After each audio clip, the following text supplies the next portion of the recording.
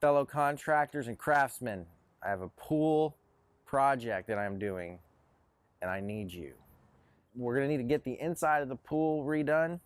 So we'll be doing that. We will be doing new edge tile. The bullnose is going away. We would like to do pavers. So we'd have the round edge on the paver to replace this bullnose. We were looking at shell lock from one company. But there's, if there's other pavers or whatever that could be recommended to save on budget, we can go over those details later.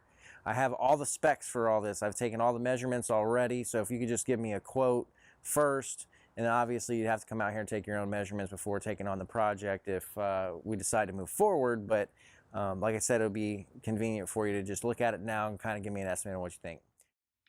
In the description, I'll have a link to the PDF with all the dimensions. So that's what I'm referring to. Like the yellow areas here is the concrete that needs to be filled in, and then you'll have like the edge of the pool. So you'll have the dimensions for the edge of the pool. But just click on the link in the description. That'll take you to the PDF for you to download.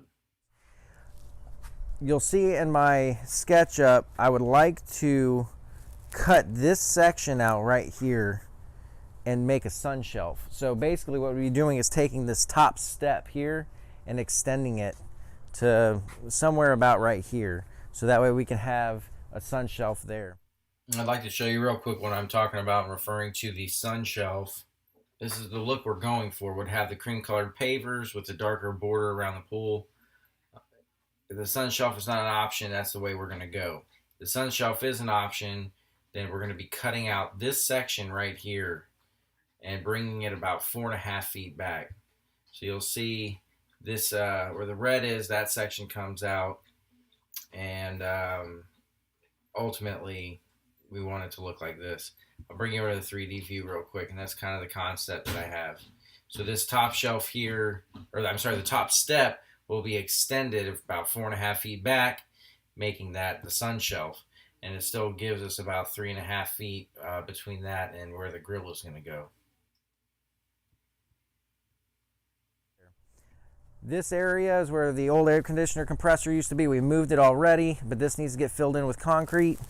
And if you come back this way, I'll show you where we're going to move the pool pump. This old school pool pump should be going.